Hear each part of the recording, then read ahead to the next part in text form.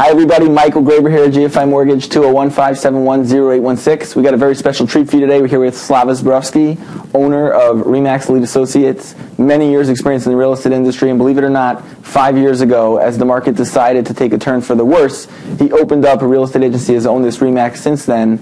The good news is, here we are, we're at the peak of the turn of the market. Everyone's doing better. And we're trying to focus in on what can help you to put yourself in that market and to get yourself to a better place in terms of where you want to live. Slava? Thank you, Michael. First question I think that most people have is, what should they be looking for as they embark on the process of trying to find the home of their dreams? Well, I feel the most important thing is figuring out where you want to live and figuring out location regarding to work, for the benefit of your children, for schooling and so on, and exactly see, once you get that pre-approval in hand and you know exactly how much you can afford, then you have to figure out what is the best option with that amount of money. So, and that really will dictate where you start looking. Right, so nothing like the paradigm, location. Definitely want to hone in on where you want to live and then and find a home in that area. What's the best way to find a home in a specific area or to work with a local realtor? Well, like you said, you should work with the local realtor once you decide on the location that you want to live in. And once you decide on the location, I suggest you go into a couple open houses, start to meet the local realtors and see their knowledge. It's very important when you're working with your realtor that you have a good relationship with. You have to trust them, you have to accept their knowledge, and you really have to trust in them, because if there's no trust, then it's very hard to make that biggest purchase of your life. And it's such a big decision that you want to be guided properly by someone who's knowledgeable. And you'll see that right off the bat when you first meet the person.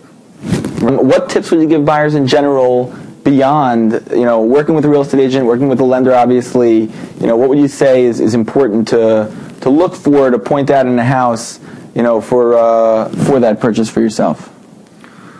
Well, there's a couple of things that the realtor, he has to be knowledgeable on the home itself, not only the school, the area, just things that a normal buyer sometimes gets blindsided by, things of like a new kitchen, but they don't really look at watermarks in the basement or signs of past water damage.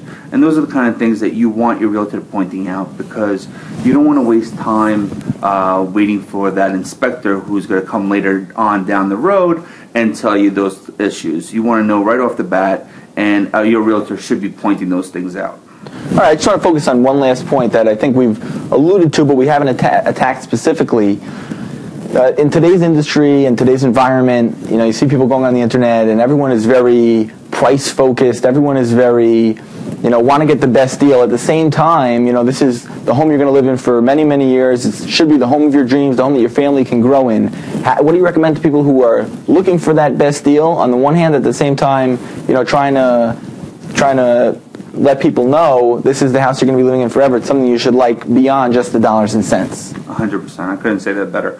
It's, in the grand scheme of things, everyone wants to buy at the lowest, and it's almost impossible to buy at the extreme lowest, and who knows when that bottom is exactly. But in the long run, when I say you're buying a house for 7, 10, or 15, or even maybe 30 years down the road, you have to be happy with your decision. So $5,000 in either direction should not be the deciding factor in any way. I'm not saying you should overpay, and this is not the market that you need to overpay, but you shouldn't be so stubborn on a pinpoint of a price. For instance, we had a situation where someone just was adamant about not going $2,000 higher because he just felt that the owner was getting too much money. But at the same time, someone came in and offered full price, and he lost out on the house. And it was just a difference of $2,000. In the grand scheme of things, from your expertise, I mean, $2,000 in a 30-year mortgage, we're talking about dollars there, a couple of dollars. So it was a foolish mistake, and now he understands that he's prepared to do what it takes to get the next house. Right. Keep in mind, if you love your mortgage, you love yourself for the 30 seconds it takes to write out the check every month. If you love your home, you get to love it for the whole 31 days in that month or 30 days in that month. It's been a pleasure speaking with you. Hopefully you take some of these tips and you can help that helps you to buy your next home. Michael Graber, GFI Mortgage, 201-571-0816. Slava Zborowski, RE/MAX Elite Associates. 201-396-0930.